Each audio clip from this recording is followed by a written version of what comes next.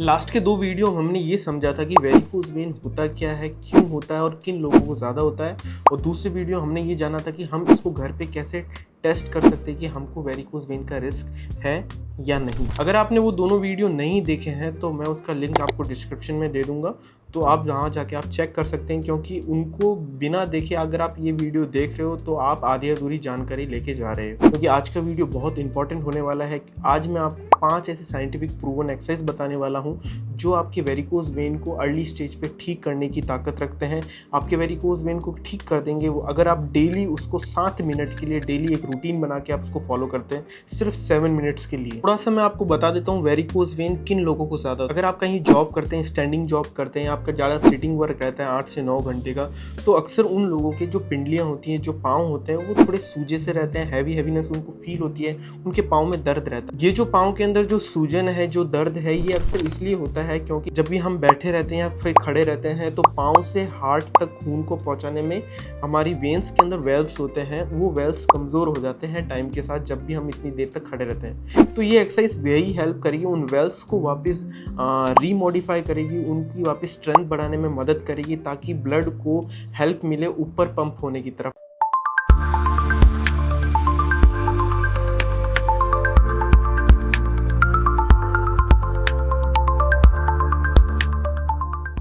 तो आप जानते हैं उन एक्सरसाइजेस के बारे में जो साइंटिफिकली प्रूवन है, वो 5 एक्सरसाइजेस जो आपकी वेरिकोज वेन को ठीक करने में मदद करेगा। जिनके भी पाँव में सूजन रहती है, दर्द रहता है, उनके दर्द को ठीक करने की क्षमता रखते हैं, पावर रखते हैं। जिनमें से पहली एक्सरसाइज है वॉल के साथ लेग्स को एलिवेट करना है। इसके अंदर आपको क्या करना है, कोई भी सीधे सरफेस पे आपको लेट जाना है। अब आप बेड पे भी लेट सकते हैं या फिर योगा मैट बिछा के आप दीवार के सहारे भी लेट सकते हैं। इसमें आपको अपने पाँव को 90 डिग्री पे उठा के रखना है कम से कम 2 से 3 मिनट के लिए। तो जब भी आप ऐसा करोगे तो आपके पाँव की जो हैवीनेस है वो थोड़ी कम होना आपको फील होगा। आपका जो ब्लड का जो सर्कुलेशन है, जो पाँव से हार्ट की तरफ जाता है, वो बढ़ जाएगा। क्योंकि पाँव ऊपर रहेंगे तो सारा का सारा ब्लड नीचे आने की तरफ कोशिश करेगा, नीचे आएगा, अपनी हार्ट की तरफ पहुंचेगा, जिससे वेल्व्स को थोड़ा रिलीफ मिल जाता है, उन पे प्रेशर थोड़ा सा कम हो जाता है। दूसरी एक्सरसाइज है जिसका नाम है एंकल पंप। इसके अंदर आपको क्या करना है, किसी भी सरफेस, फ्लैट सरफेस पे आपको सीधा बैठ जाना है और सीधा बैठ के आपको अपने पाँव का जो पंजा है उसको ऊपर और नीचे की तरफ प्रेस हिलाना है बार बार। कम से कम आपको 2.5 से 2 मिनट तक आपको ये एक्टिविटी करनी है। इससे होगा क्या कि आपकी जो काफ की मसल है उसके अंदर कॉन्ट्रैक्शन और रिलैक्सेशन होगा, जिसकी वजह से जो अपनी जो पाँव की जो नसें हैं, खून की नसें हैं, उनका जो प्रेशर है वो कम होगा और वेल्व्स के अंदर स्ट्रेंथिंग बढ़ेगी, जो ऑटोमेटिकली आपकी जो ब्लड है, जो पाँव में जो ब्लड है, उसको ऊपर की तरफ पुश करेगा, मतलब आपके दिल की तरफ पुश करने में हेल्प करेगा।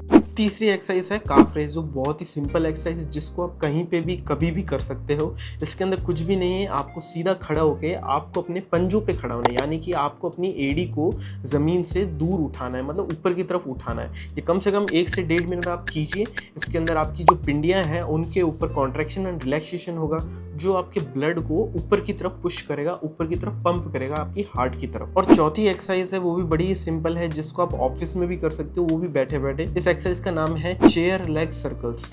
इसके अंदर आपको, जैसे नाम में समझ में आ रहा है, आपको चेयर के ऊपर बैठ के अपने पाँव को सर्कुलर मोशन के अंदर आपको घुमाना है। जब भी आप पैर को सर्कुलर मोशन में घुमाते हो तो जो आपका पाँव के अंदर जो ब्लड का रुका हुआ है, जो एकदम धीरे धीरे चल रहा है, जो सर्कुलेशन, पुअर सर्कुलेशन है, उसके अंदर जो स्टैग्नेशन होता है, जिसको अपन थक्का बोलते हैं, वो टूट जाता है। वो सर्कुलेशन का जो बहाव है वो तेज हो जाता है, थोड़ी स्पीड उसमें बढ़ जाती है, तो आपको इंस्टेंटली पैर में लाइटनेस फील होगी। तो ये भी काफ़ी अच्छी एक्सरसाइज है अपने पाँव के लिए, अपने वेरिकोज वेन को क्योर करने के लिए। और लास्ट एक्सरसाइज है जो अपनी 5वीं और एक्सरसाइज है, उसके अंदर आपको डीप ब्रीदिंग के साथ साथ आपको अपने लेग्स की स्ट्रेचिंग करनी है। आप कैसे भी अपनी लेग्स की स्ट्रेचिंग कर सकते हैं, लेकिन एक चीज़ याद रखें, जब भी आप स्ट्रेच करेंगे तो आपको डीप ब्रीथ करना है और कम से कम उसको 5 सेकंड के लिए होल्ड करना है। देन आप जब से ही एक्सहेल करेंगे, आप रिलैक्स होंगे, तो अपने आप को स्ट्रेच को भी रिलैक्स करना है, अपने पाँव को भी रिलैक्स करना है। इस एक्सरसाइज से होगा क्या कि जैसे ही आप डीप ब्रीथ करेंगे तो ऑक्सीजन इनटेक बढ़ेगा आपकी बॉडी के अंदर, और जैसे ही आप पाँव को स्ट्रेच करके उसको रिलैक्स करते हैं तो आपका जो ब्लड फ्लो है वो भी इंप्रूव होता है। तो 2 काम इसमें एक साथ हो जाते हैं। कुछ स्टडीज़ कहती है अगर डेली रूटीन में ये कोई 5 एक्सरसाइज करता रहता है, डेली अगर 7 से 8 मिनट निकालता है, तो उनका जो वेरिकोज वेन की जो दिक्कत थी उसके अंदर काफ़ी सुधार मददगार मिलता है। लगभग 40% तक आपको रिलीफ फील होना स्टार्ट हो जाएगा अगर आप डेली 2 से 3 महीने इसको अगर रूटीन के साथ, डिसिप्लिन के साथ अगर आप इसको कर लेते हैं तो। सबसे बड़ी बात यह है इन एक्सरसाइज, इसके अंदर कोई भी आपको फैंसी इक्विपमेंट्स नहीं चाहिए, कोई भी कॉस्टली इक्विपमेंट नहीं चाहिए।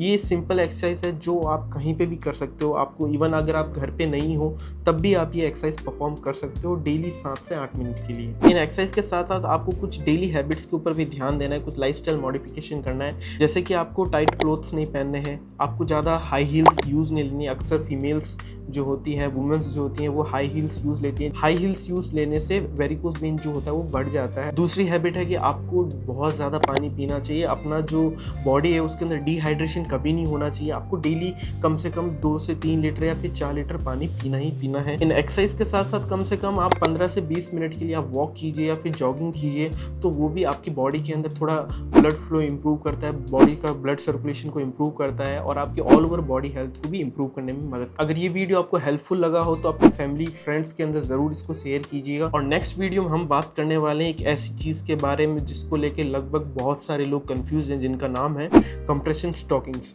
कंप्रेशन स्टॉकिंग्स हमको यूज़ करनी चाहिए, यूज़ करनी भी चाहिए या नहीं करनी चाहिए, क्या वो हमारी बॉडी के लिए डेंजरस है, उसको सही तरीका क्या है उसको यूज़ करने का, क्या ये वेस्ट ऑफ मनी है।